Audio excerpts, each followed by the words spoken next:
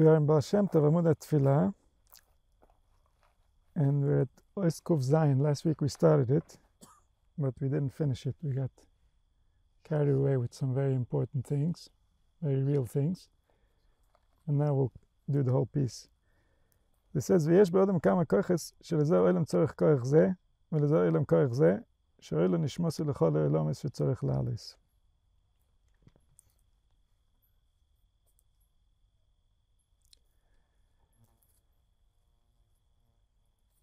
The place, the location where we live is called the world, but what does the world mean? What's the definition of the word? Olam. Because we know there are many worlds. We know the worlds of Asiya, Bria, Asiya, Yitzira, Bria, and Atzilus. These are different types of worlds. In each one there are worlds upon worlds. So what are these worlds? What's the definition?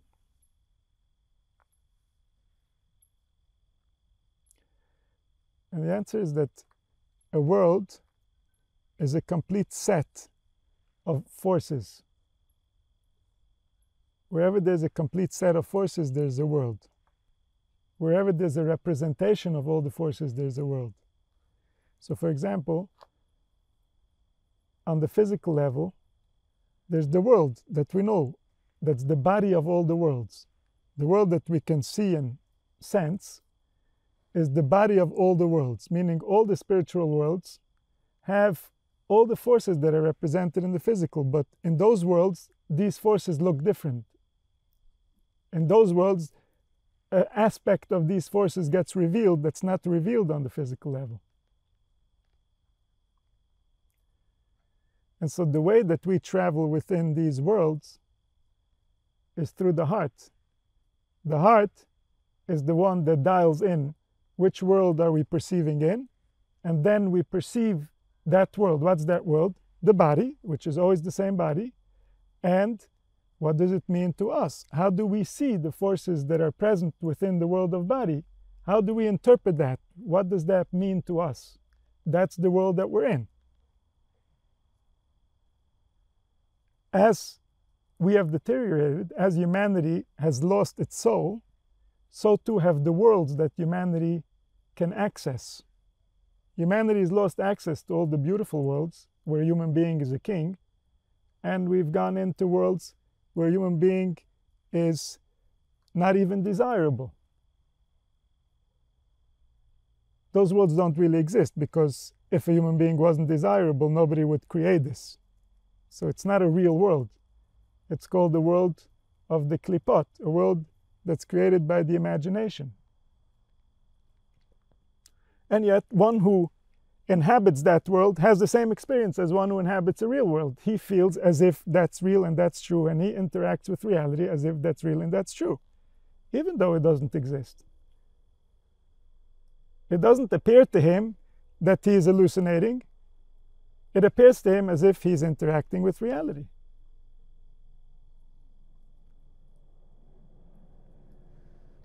And so these are the olamas. The olamas are not physical. The physical one we know from our senses. That's the place where the physical representation of all the forces resides. We can see it's infinite in all directions. As far as we can go, as far as we can see, as far as we can create tools to see. There's something beyond that, just on the physical. And space is nothing compared to how many worlds exist spiritually. There are the reason why the physical looks the way that it does, the physical acts the way that it does. We want what we want. We're afraid of what we're afraid of. We hate what we hate. We love what we love. All this is because there are so many worlds that are designed specifically to run it. So when it comes out in the physical form, it already knows everything that it needs to know, because it's those same forces that we're visiting in the internal worlds. Well, we look at it with our heart, like, for example, another human being. We look at him with our heart. We see one side of him. We look at him with our eyes. We see the physical representation. We see a different side of him. And that's the basic test of a human being.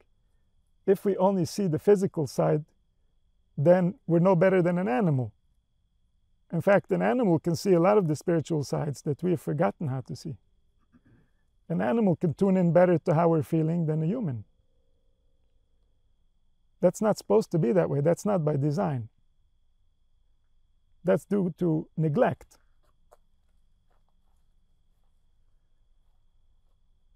And so we can see the spiritual side, or we can see the physical side. If we only see the physical side, then we're not yet human. Only our animal's alive. Our soul hasn't woken up yet.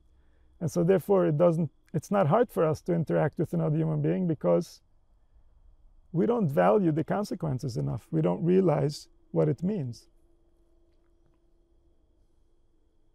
This is why one of the traits of Klal Yisrael, Bnei Avraham, Yitzchak, Yakov, is Baishonim. They're shy. Why are they shy? Did they do something wrong? No, because they realize that interacting with another human being is a big deal. Because thoughts are a big deal, because feelings are a big deal. So they're intimidated by it because the world is not in the right place. Who knows what I'm going to wake up in the other person? It's concerning. The other person's in charge of so much power, they don't realize. They're sitting by the buttons from where get released weapons. And so interacting with another human being, it goes together with Rachmanim, meaning they see the other one, they care, they're compassionate, they have empathy. Baishanim, they see the other one, therefore they're concerned about how they look. And Goim Lechasodim means they care about the other one, and therefore they give from themselves in order to make others happy.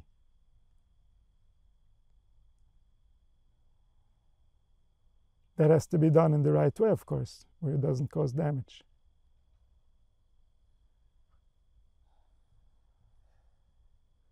And so the sign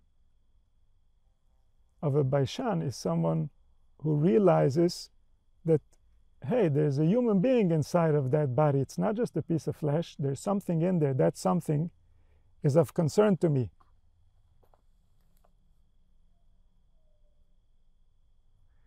And so that very something, which is the something only the heart can see, what does the heart see?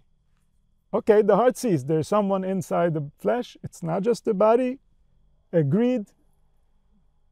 There's a being. There's a spiritual entity. Okay, welcome to the club. You're becoming human. Okay, what is that? What does your heart see?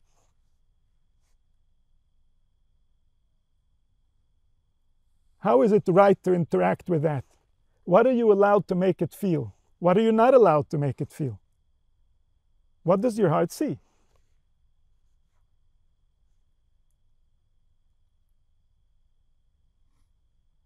That's how the worlds get measured. When we say someone went to a higher world, what is that higher world? The higher world is the world where it is obvious that the one who dwells within this body is of extreme importance. Where it is obvious that no one has any right to offend it in any way. That's the truth.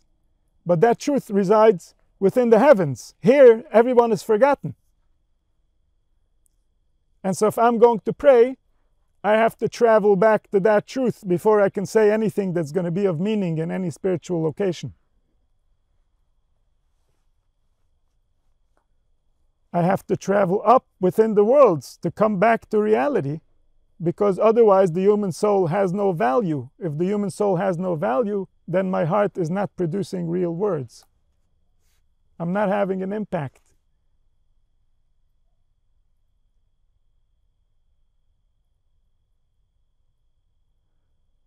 And so he goes, min oilam vad oilam, a world after a world, in order to come back. And then he says, you can't just go. Oh, now I think human beings are. Now you think? Who are you? What do you stand for? How do you make a living? What do you believe in? What have you done since you've been in your body? You can't just come and say, I believe, you believe. Well, demonstrate. Let's see that you believe. Live in that world, Of course, all the worlds are open. The universe will listen to your every word. Have no doubt about it. But that's only if you live in that world. If you don't live in that world, you will get the exact treatment of the world that you have created.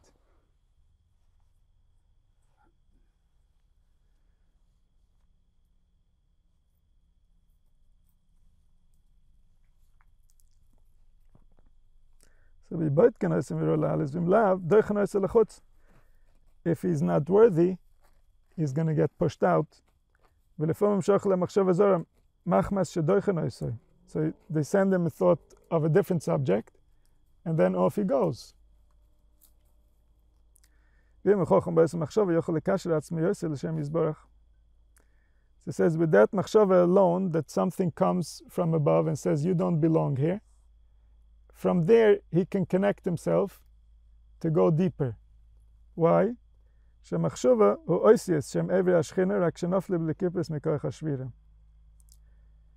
thought is letters that are the organs of the divine presence.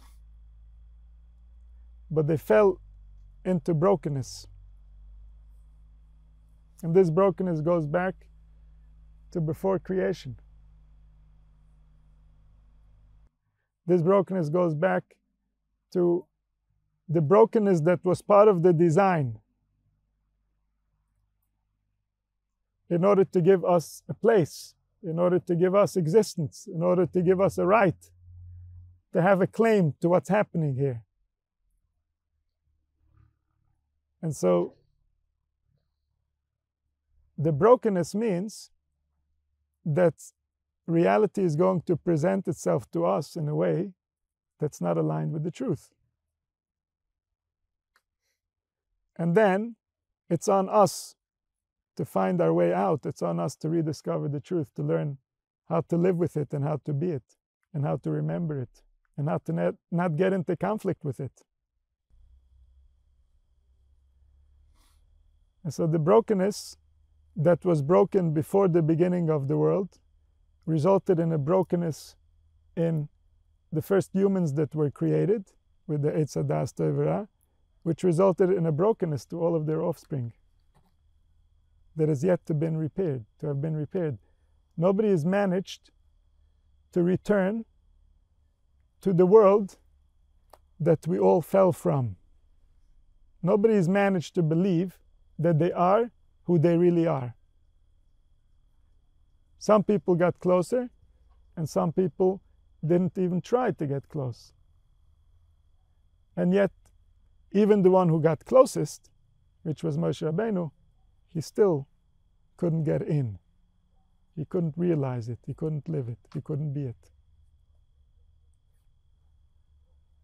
And then Shlomo HaMelech tried, and he couldn't reach it either.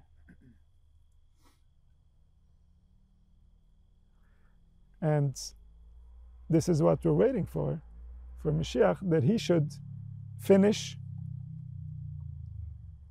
what Adam HaRishon was supposed to finish.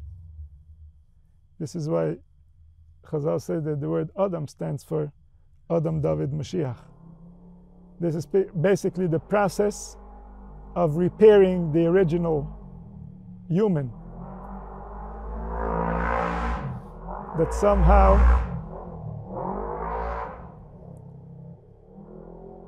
the original human that somehow got disconnected from his own dignity. He forgot his own nature. He forgot how to be himself, and he forgot the pride of his creator that made him.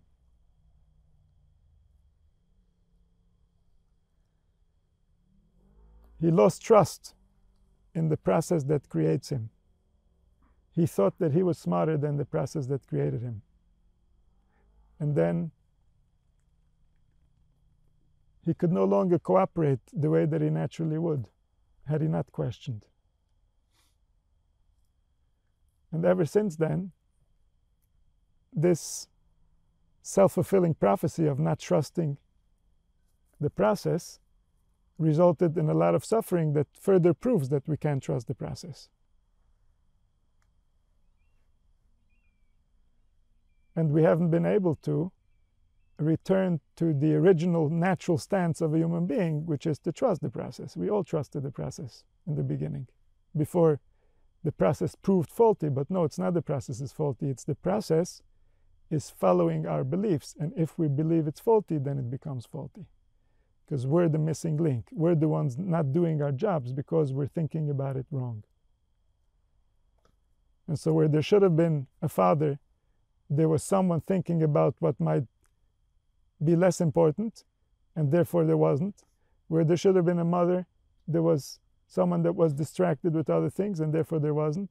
And then the process deteriorates because we're not cooperating accurately with the process.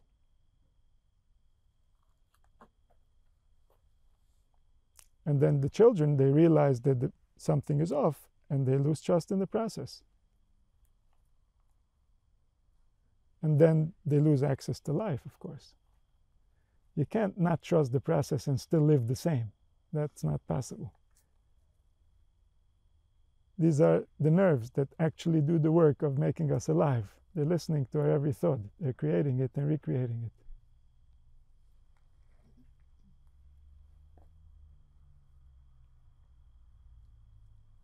And so it's not like someone's going to have to come after we leave and look at our thoughts and therefore give us. No, this is a process that just works. It was designed to work, and it works. And it gives us exactly what we measure. And the less we trust, the less we get. And so it's within everybody's interest to create an environment that encourages trust in the process.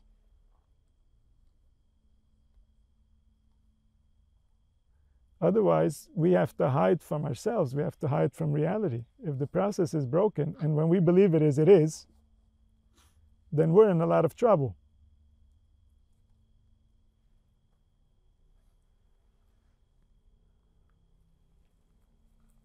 And so every part is a fallen part, meaning originally it was designed right. Something is being used wrong. Something is being abused. Something is being offended. That's why there's trouble. Otherwise, there wouldn't be trouble. It wasn't designed for trouble. It was designed to work perfectly. Something here got violated. Something here got neglected. Something here was forgotten. Something here that deserved attention didn't get the right attention. And so now there's a lack. Now there's something that's not functioning right. Now there's misunderstanding.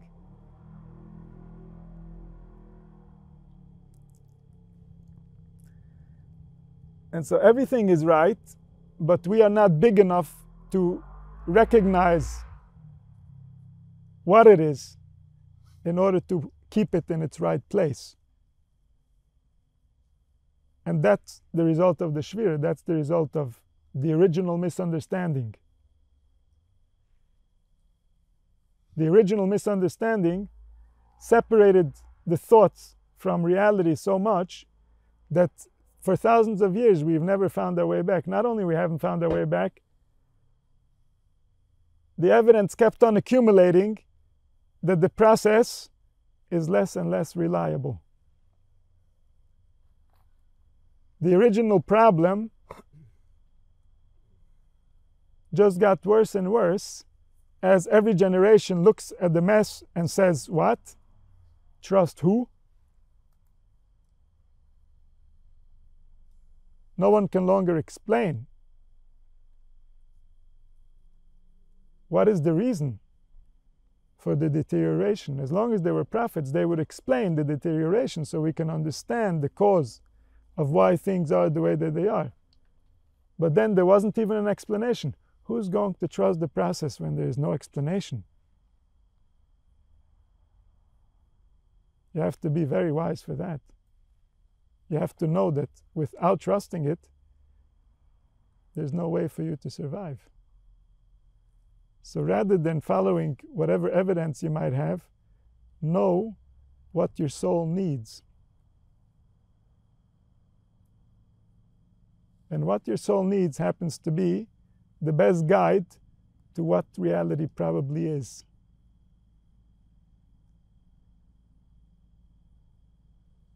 Otherwise, the process is really, really messed up. And it isn't. People understood it. Even people on this planet understood it.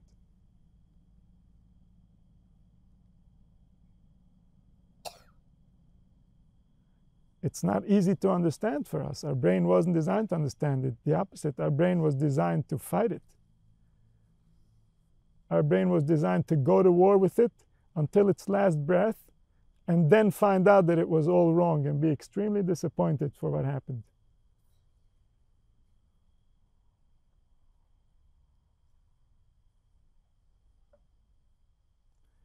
And so these are all fallen sparks. These are all parts of a reality that within the right context are perfect, and yet out of context can become a real problem.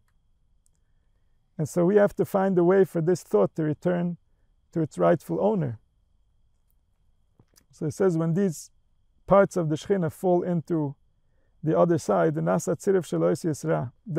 the letters combine to form something evil. Like when you give different foods that don't belong together and you mix them together, they can taste very bad, even though each food would have been very tasty. Each part is good. That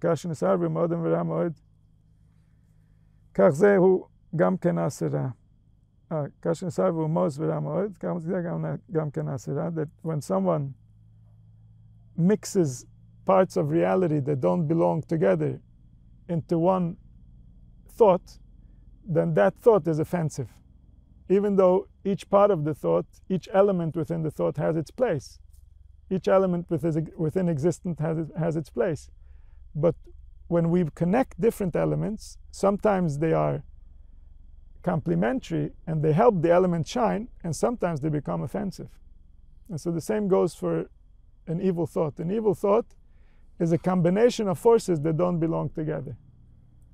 So for example, at the root of an evil thought is that we have a heart, that we have many mechanisms, many angels that are there to protect our heart. In a way, we might say that everything in our body is there to protect the heart, because that's the root of life. So even the hand knows that it's there to protect the heart. The hand will give itself for the heart, because without the heart there's no hand, obviously. Without the hand there can still be a heart.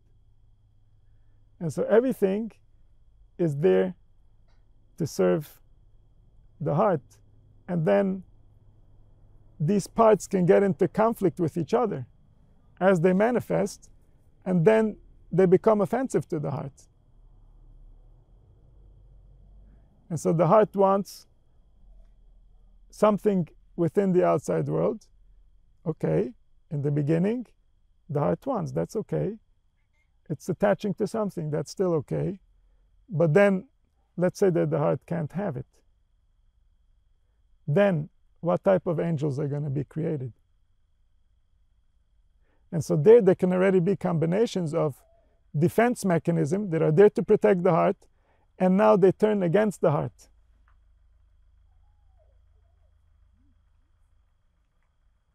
And so the combination of this defense mechanism, which was meant to aim to something, to an external threat, and now it's aiming at an internal threat, this combination is what made it toxic. It's not that the defense mechanism is wrong, the defense mechanism needs to be there, and it's not that the heart is wrong, the heart has the right to want, but the combination of things over here didn't work out.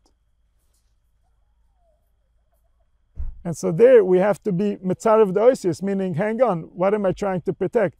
What is the good that I'm looking for? What is the bad that I'm trying to avoid? How do I make sure that everything ends up in the right way, the way the original plan of why these forces are here in the first place? And so when the forces serve their function, they're always good. But after the shvira, after the etzadas, sometimes the forces are not serving their functions. The good maybe is going to the wrong people, and the bad is going towards the self, or maybe towards people who shouldn't be getting the bad. And so then we have ourselves a combination, a tziruf, that's ra. And the avoid is to return this, to return each part to where it belongs. And so he says, how do you go about bringing things back to the right context. How do you take out a thought from the other side, where it's been captive, where it's been held against its will? Because every part in you, every thought in you, is a spirit that was created by your soul. Your soul manifested its life force into such a spirit. This is a very meaningful and intimate relationship. A thought is not you pointing at anything else. There's nothing you're pointing at when you're thinking. It doesn't exist. Your thought does not exist anywhere besides in your being as you're creating it, as you're formulating it between different body parts, and it's becoming manifest in you. That's the entire existence of it. It's as intimate as you can get with something. And that thought represents a portion of your life. Your soul got an amount of life that it can invest into reality. That soul is a tiny percentage, that thought is a tiny percentage of your soul as it manifested in this world. Of course, your speech is even more meaningful. Your speech is not just the power of your soul. The speech is your soul using your spirit in order to move the life force within the body and to manifest in the physical form. In order to create speech, we have to move our lips and we have to exhale air. This is a very physical act. And then what comes forth is a ruach. There's no word for it in English, because in English it would be spirit and air. What comes forth is a spirit, and that spirit is dressed in the air, and that's called ruach.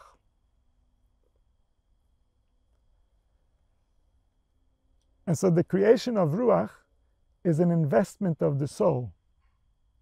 The soul is dressing up.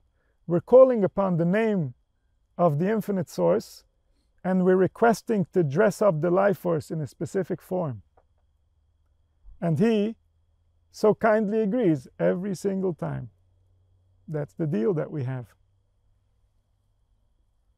The deal is the soul will dress up and it will receive an infinite supply of potential in order to manifest spirit. And so it does. Even if the spirit that it manifests is in absolute conflict with reality, still, the infinite force will supply of his power to manifest spirit, because that's the deal. If you are within existence, you will receive a supply to manifest spirit at your pleasure, at your will. You're directing it. And that's yours to keep forever and ever. The spirit that you manifest is your dress that you will wear for eternity. The difference will be, in which world are you? What does it mean, in which world are you? What do you think it means to be you? That is going to change extremely, extremely, extremely. And then from that perspective, you're still going to see exactly what happened and only what happened, because that's what happened when it happened.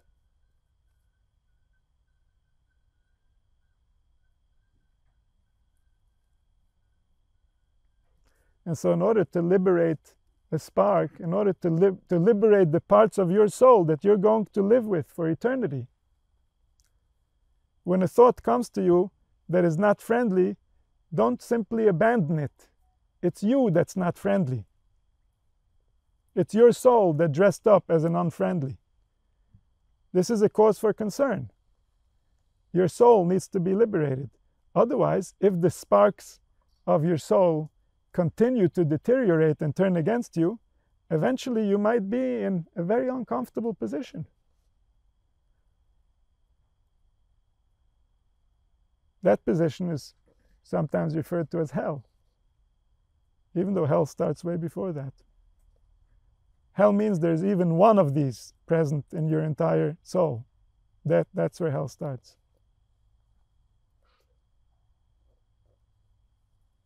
In heaven, all the angels are singing and praising the source. That's all they know how to do. And there's no space between heaven and hell. If they're not singing and praising, then it's hell. It's not good. It's not what it should be. We might tell ourselves it's okay because we've seen people who do worse. But if we knew what a soul is, we wouldn't think it's okay. If we knew what a body is, we for sure wouldn't think it's okay.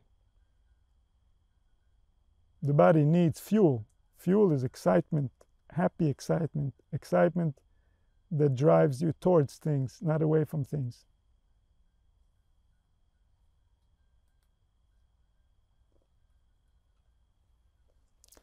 And so he says, if you want to liberate a thought, try to understand what is the subject of the thought. Where is it coming from? Did he want something that he didn't get? Did he not want something that he did get? Where's the root of the frustration? Is he embarrassed? This will give us guidance towards the attribute. The attribute that has been offended, and therefore things are not coming forth the right way. Then we know which attribute we need to reconcile with which attribute we need to appease in order to put the soul back into balance, in order to bring back the sparks to their original intent. So it says, if it comes from desire, then it comes from the right side, which is the world of love. If there was a desire towards something that couldn't be fulfilled, that means that there isn't enough love. If there was enough love, then all the desire would go towards a place where it's being sustained. But when there isn't love, then there is a desire, because desire is how we go for love. And there isn't any cooperation from the other side. Then there's frustration. So then the right side has been offended. If there's fear, he's afraid of what might happen. What if, and what if not, and all the different types of predictions that we try to somehow know the future, even though no one has ever known the future. It's not on the menu.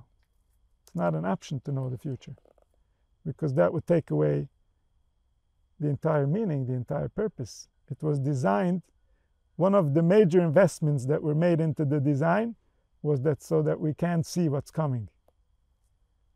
Because as soon as we're out of the body, we immediately can see what's coming. We can see before, after. Everything that we experience is beyond time. Most of the investment that went into creating the physical has to do with allowing life that is infinite and beyond constraint to reside within space and time. That's what makes us so special and unique. And so experiencing through time and not knowing what's coming is most certainly part of the design. So if there's fear, it means that somehow this soul is not aligned with the design. Something is out of balance. What's out of balance? There isn't enough trust. The soul hasn't seen the right protections in place in order to feel safe.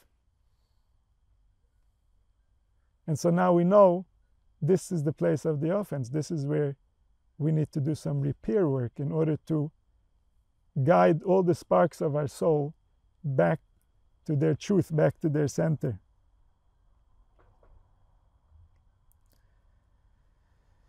The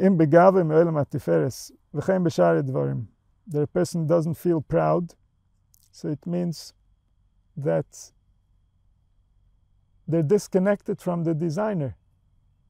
The designer created. When we are proud, it's not because, oh, look what I did. What I did what human beings do. But look what he did. Look what he made. What a beautiful creature. And so that's the natural pride of a human being. The natural pride of a human being is to be human. Not like the Greeks, who want to be proud by their individual achievements.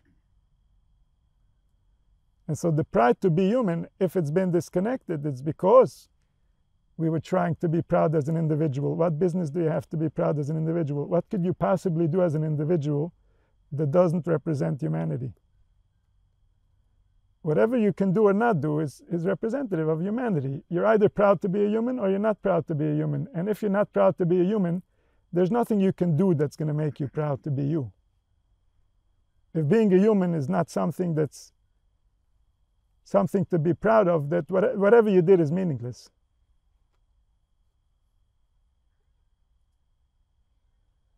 And so if we took pride to be the individual pride, then of course we're going to get offended by every interaction. And so in order to return the sparks of our soul, we need to understand the real pride, and then it won't be offended. If someone offends that pride, then they're against my designer. Uh-oh, they better watch out. They got something else coming.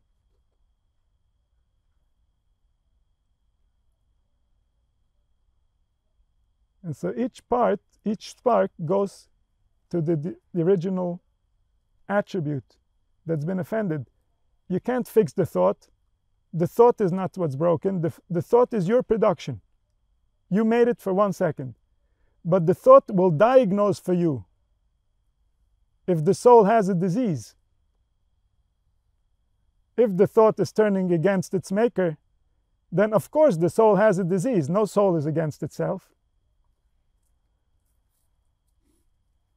And so when we diagnose the thought, we diagnose the production, we see the symptoms of the disease so we can understand what's wrong and how we can repair the soul.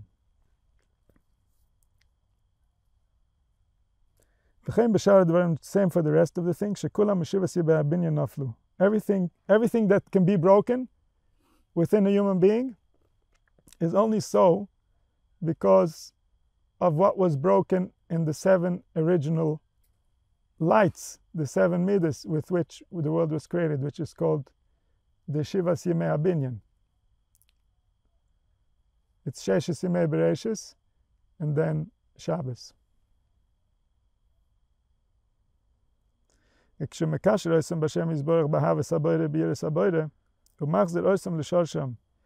he returns everything to the right source, when he repairs the attribute, when he realizes the mistake within his perception that resulted in him offending the attribute, then he returns everything to the Creator, and then he, the ego that had a problem, that was trying to solve a problem, disappears. There's no longer a problem. The defense mechanism called the ego just gets reabsorbed within the soul. And then the identity is accurate. The identity is as a human being. It's one lane, one vessel through which comes light from the infinite source into reality. This is what we all are. This is what we all represent. This is our truth. Beyond our story, beyond what happened to us or didn't happen to us, beyond all the little stuff that we're so busy with and they're so dramatic. Beyond that, we're something real. We're something much bigger, much more meaningful than that. From the context of what we are, what happened to us in this broken world is meaningless. It doesn't really relate to who we are. No one here knows who we are. No one here treated us like who we are. So of course, our story formed our development. But as far as identity is concerned, identity is not to be found there. Identity is much bigger than that. And so when we return everything to the source, then we return them to the right love and the right awe. That when we feel connection, we should know what we're connecting to. We shouldn't stop at the messenger. We should know that beyond the messenger, there's a source, and that's who I'm really looking for, and that's who I'm finding within this, and that's why it's exciting to me. And the awe, the greatness, what we could possibly be afraid of, we can only be afraid of a deterioration in our relationship with Him. That's the only thing to be afraid of, because the consequences of that are lethal. And the proper relationship with Him protects us from all evil. And so the right, the right fear will lead us towards never forgetting who we're up against, if we want to go against, and who can protect us and give us if we want to be on His side, if we can somehow find a way to reconcile with Him, with that powerful will that creates us, that willed us into being. If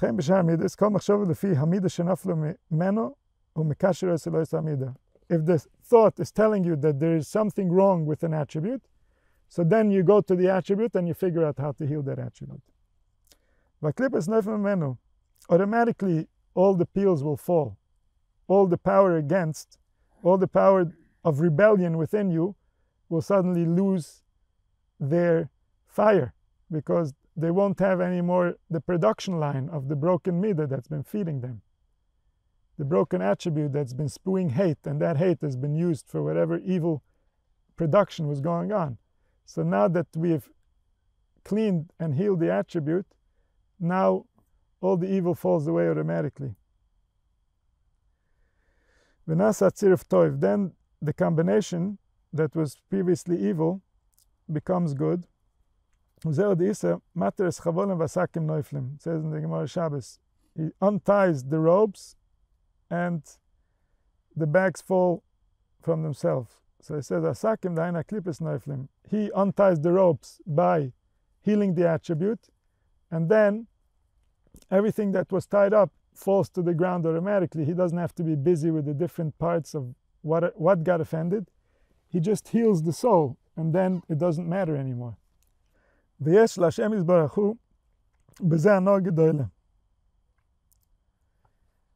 causes tremendous pleasure to the one who matters, because it's an example of the son of a king who fell into captivity.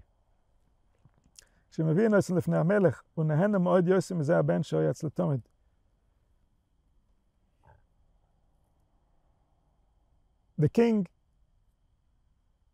reality, has many vessels within which he invested life. We are all such vessels, but there are much bigger vessels than us. There are all kinds of vessels. The capacity that they can carry, we can't even imagine. In some ways, we're bigger than them. We have a potential for capacity that they are going to look like miniatures next to us when we fulfill that capacity, but that's going to be a while. But in the meantime, we are constantly growing in capacity. This was our design. This was the master plan that He put in place with all the galaxies. There's an actual language of what's taking place. It's not a theory. That's why it says, He counts them out by number, and each one has a name. It's not like, oh, let's put some stars here and some stars there. I think that's going to look nice. No, there's a calculation of what we're trying to accomplish, and one of the accomplishments of the stars that's been very successful and is very close to our hearts is the human body. The human body is designed by all the different messengers and all the different cycles. All of them together create a human body. If any stars were missing, the body would be different. And so all these cycles are not random. All these cycles are perfection upon perfection upon perfection, so I can come and sit here and say these things.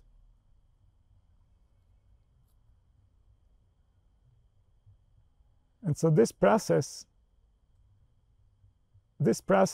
of putting himself into all these vessels gives him tremendous joy. But part of the design is that some of these vessels can turn against him.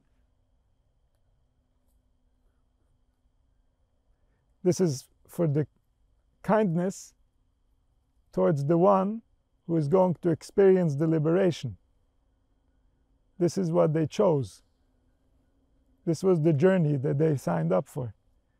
That the liberation will pay for first thinking that we're in captivity. And so the king has tremendous joy, but the greatest of joy is when one who was in captivity returns to the recognition of what's real. And then there's a remembering.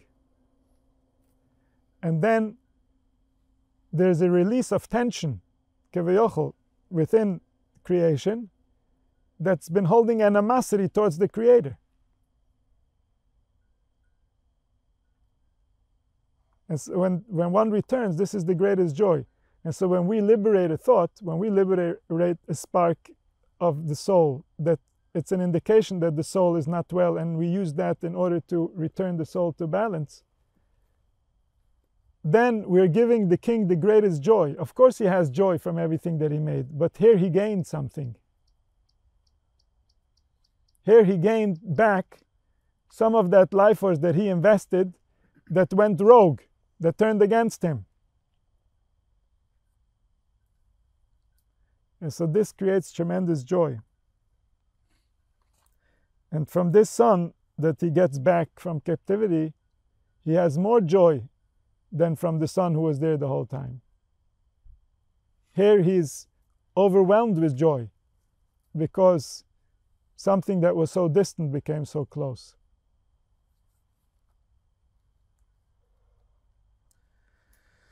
This was from the Baal Shem Tov. Ois Kuf Ches. בשם רבי ישראל בעל שם טוב, כאשר בא לעוד המחשב הזר בתפילה ובלימוד, ישבור המחשב הזר ההוא וידבק עצמו בבורא יתברך.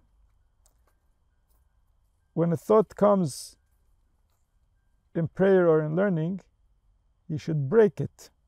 What does breaking mean?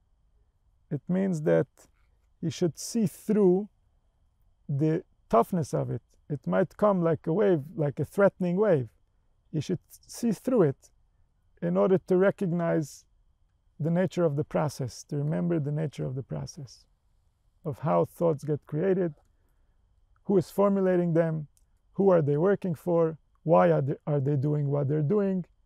Remember the process of thought formation, and by that you break the power of the thought that's coming against you. And then v'yidbek atzmo b'borei yitbarach, he attaches himself to the Creator.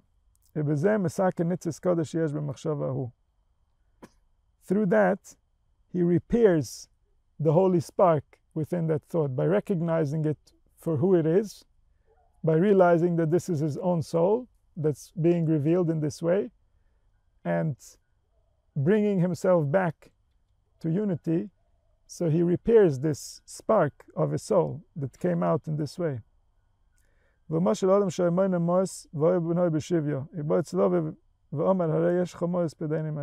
interesting, different angle here. That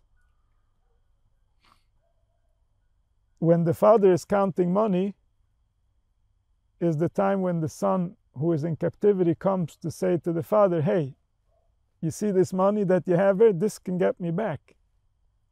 Use it to save me. And so he says when a person is doing something spiritual, when a person is praying or is learning, meaning that he's going back to a spiritual power, he's swimming in the spiritual realms, so then comes the thought that wants to be liberated, because that thought is waiting for a moment. If it's going to come to him in the middle of work, if it's going to come to him when he's busy with little things, then he can't help the thought. He himself is in the same problem as the thought. They're both seeing the world from a very little place. But when he sees that the soul is in a lofty place, the soul is attached to source, and now it can gain power, so then it comes for liberation. It says, you see, with this work that you're doing here, you can liberate me. And so it appears in order to be rectified. And this is known by the Baal Shem Tov. Whenever he would pray Shemona Esrei, he would close his eyes and he could stand there for hours. And usually there would be tears coming out of his eyes. Sometimes his eyes would be open and bulging out.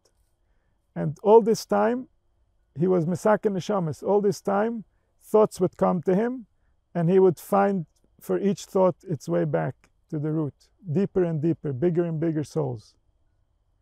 And he dealt with some terrible, terrible souls. Like they said that for hundreds of years, souls were waiting for someone like the Baal Shem Tov to come along so that he can liberate them. Because when they were in the body, they believed such terrible beliefs that even after they left the body, they couldn't shake these beliefs enough in order to return to reality. They couldn't make peace with the source after what they have thought and experienced and the way that they interacted with life. And so they waited for someone like the Baal Shem Tov, who no matter what thought would come, he would know, his soul would be so connected to the root that he would know how to bring it back to the unity. And so they would come to him in order to be repaired, and his body would suffer through all these thoughts and all the emotions that come with it and all the realizations, and this would be what would result in him from the outside seeming like he's in another world. Obviously he was in another world. He was very deeply involved in the process of his soul. And so, but all of us get opportunities to liberate sparks of our own soul, and even sparks of our own soul carry other souls in them. Like, for example, the thoughts that we have that relate to what other people said, or what we heard from others, and maybe they heard from others or read or saw. And so the entire chain of what created this speech at the end is all involved. These are all souls that, if there was something wrong with this speech, are going to need liberation. And so when we're repairing a thought in our own mind, which is, let's say, what we heard, that speech that we heard, that carries with it a lot of souls that need repaired. That opens up the possibility for a lot of other souls to suddenly feel an urge to return, an urge to rectify, an urge to repent or awaken. Because everything is linked. This is all one big brain. It's one big soul that's expressing itself. And it's expressing itself in many different parts and in many different forms. But they're all essentially one being. They're all one force. And the force has a way of how it interacts with itself in all its different parts. And some of these ways we're very used to, but some of these ways are very foreign to us. Some of these ways have been lost and forgotten for thousands of years. But they're still real. It's still the way that it works. And this is what's going to become revealed. This is why it says, that the earth will be filled with the knowledge of the divine, meaning that we will know the way that the soul operates, also on the individual level and also on the collective level. And this is the essence of the Torah. This is why we needed rules in the first place, was because we didn't know, we weren't connected, we weren't attached to the nature of the soul. Since the Etzadas Tevera, we lost access to the nature of the soul. But when we will know the nature of the soul, when we will be attached to the nature of the soul, so from knowing the individual soul, we're going to know the collective soul, like Mipsori Ech Zeloha. It's the same way, it's a mirror, it's a metaphor, one for the other. And so when that's going to happen, it says, V'lo yikone void merecho. You're not going to need any more teachers. You're not going to need, V'lo yilmundu oid ish esreyu. They won't have to teach each other to say, you should know the divine because, of course I know the divine, I am the divine. Say hello. And so then we go back to Gan Eden. Then we are who we were meant to be. Now there are forces inside of us that are against us. That's why we're in hell. Galus is just another name for hell. Exile means the soul is not where it's supposed to be. Where is it supposed to be? It's supposed to be in heaven. And so when it's in exile and it's not where it's supposed to be, where is it? It's in hell. And the Torah is meant to teach us a way out of hell so that we can claim what's rightfully ours, because that's what we were designed to be. We're never going to be okay without it. We're never going to be okay trying to be something else. You're never going to distract us enough until we totally forgot who we are. The only way back is to remember who we are, is to live who we are. And then we will have access to the collective power that we've lost when humanity split up into 70 different cultures. We confused the collective soul. But it doesn't really confuse him. There is a design for that too. It confuses us. Because we can no longer speak to the collective in one tongue. We can no longer remember ourselves as humanity. We're estranged. We became a stranger to ourselves. Every human being that came into the world once there were 70 nations was a stranger in a strange land. Most of the world doesn't know who he is or what he wants. Can't communicate with him either. So we lost ownership of the world. We lost our home. We lost the ability to be here and feel at home. That's why it says, when the time will come, we will all have one language in order to call the divine. Just like it was one language before the Tower of Babel. One language when we're healthy, many languages when we're broken. And even the language that we have is not the proper language. It's not appropriate for what it means to be us. It doesn't consider the soul. It doesn't have a language for what's important to the soul.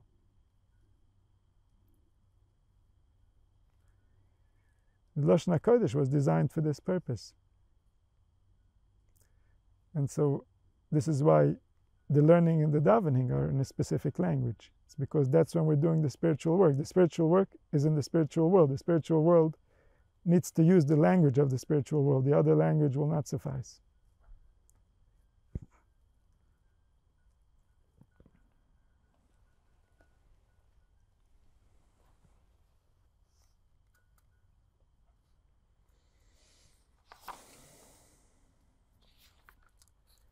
A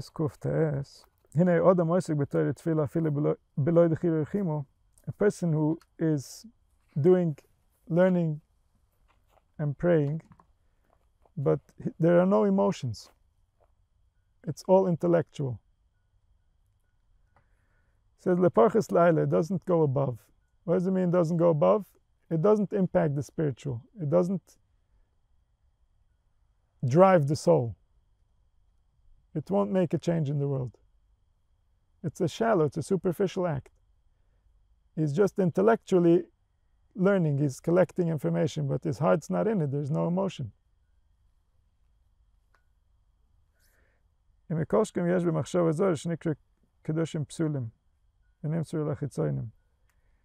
even more so, if there's the wrong thought, like we know by a carbon, when a person gave a carbon, he was not allowed to have the wrong thought. If you're going to bring an offering to the king, you need to have the right intention and motivation. If you have the wrong intention, then the offering is rejected.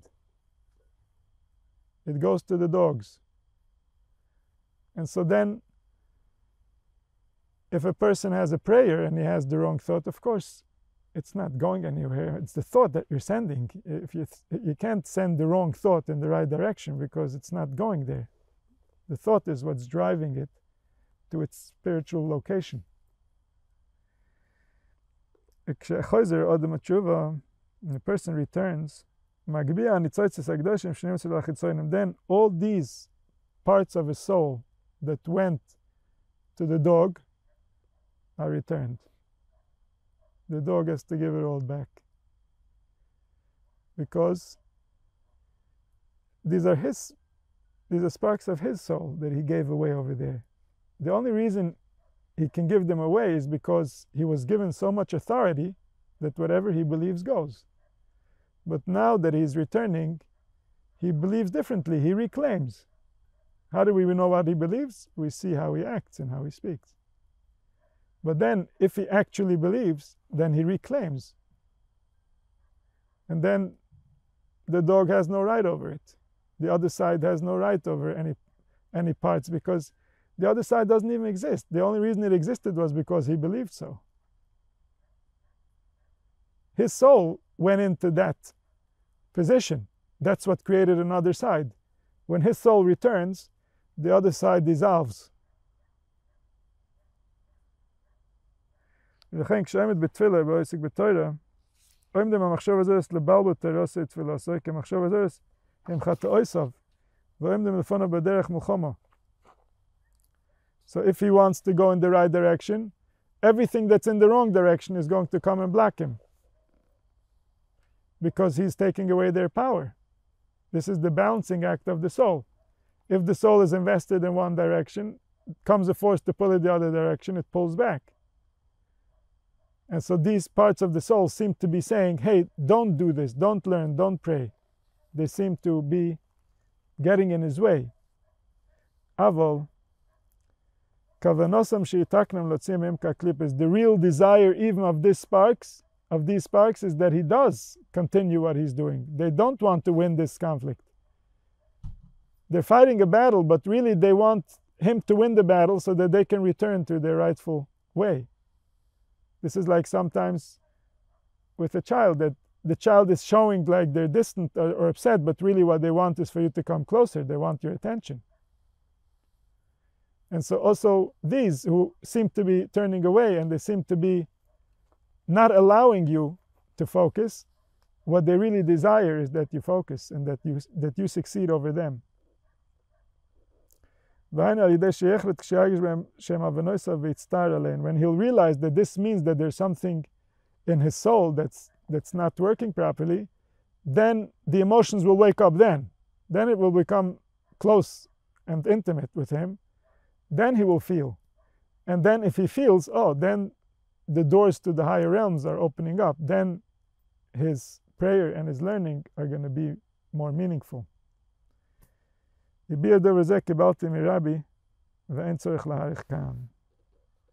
this he heard from the Baal Shem Tov, that explained to him the way of how these sparks of soul behave. Because this is the key to knowing how to be human, is to know all the different parts that we have, that we're interacting with, and to understand the function of each one. When is it healthy and when is it broken? How do we know what it's supposed to be doing? And the most sensitive parts are within, obviously. And that's what makes the biggest difference to our quality of life and to our quality of our afterlife. Over there's an even bigger gap between the one who pays attention and the one who doesn't pay attention. The body also, if we don't pay attention, there are things that won't go right. But in the soul, it's infinitely more so. The soul is so sensitive and so impressionable, and is so ready to go in every direction. And yet, what is the direction that's going to make it shine, and what is the direction that's going to make it dark? This is not known. This is not easily revealed. This requires tremendous sensitivity. And since we have childhood before adulthood, we don't get there with a lot of sensitivity. We can't survive. And so we have to learn how to resensitize. We're not going to have it naturally because we were given it. We're going to have to work for it. We're going to have to work for our sensitivity in order to have it. And sometimes also we're going to get hurt because we're so sensitive. Because the world wasn't only bad in our childhood, it's still pretty messed up. In our childhood, we couldn't do much about it. But even when we can do stuff about it, we're still living in it. And the world is very, very low. Chazal tell us, since the destruction of the temple, there isn't a day that's not more cursed than the previous day. That's a lot of cursed.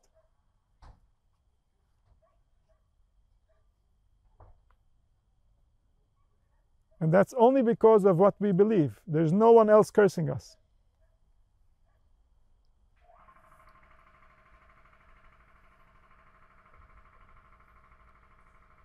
And so in order to gain a blessing, we have to understand the process that makes us to know how to do it better. to know how to be what we were designed to be. And our thoughts can give us guidance towards our location, towards what's really happening inside of us. Thoughts are meant to be listened to. Of course, not to their content, because as long as we're not properly addressed, as long as we haven't healed the soul, the content is going to be off. We've been in a very difficult place for a long time, so the content of the thought is for sure going to be off. But the fact that the thought is creating this content, the fact that the soul desired this content to form into thought, means something about the soul. This is the production of the soul that you're interacting with. This is the production of the intelligence that's within the being, that's within the body. But it's a representative of the soul. If it was to be accurate, it was going to represent the soul completely. If it's inaccurate, then it's misrepresenting the soul. But it's certainly representing soul. It's directing life force. It's causing the manifestation of the greater entity.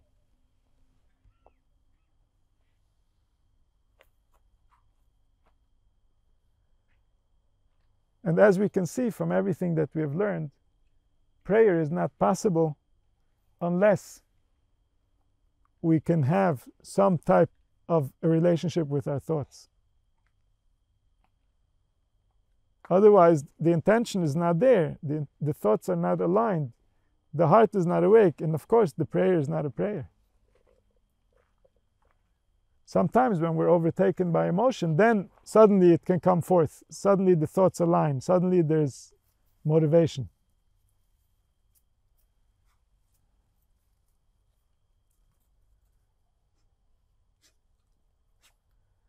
But this is at what's driving reality. This is at what's causing everything to be the way that it is. It's all coming back to our dibur, to our speech. And our speech, as we've seen, is only as effective as our thoughts behind it.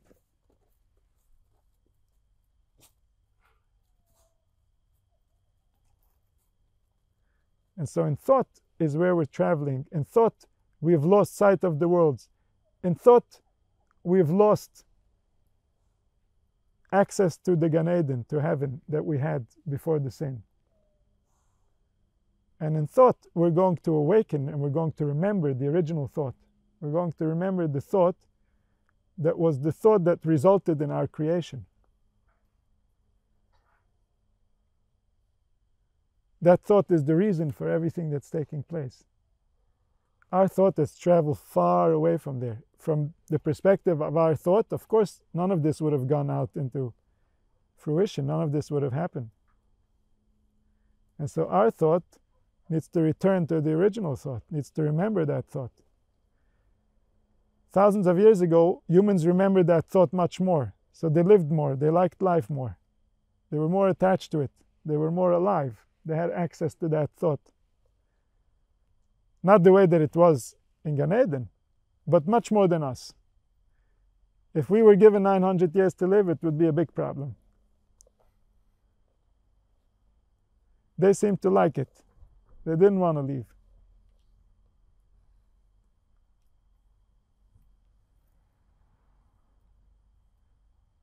And that's because they were closer to that thought. So may we remember the thought. May the thought awaken in us. And may it happen now.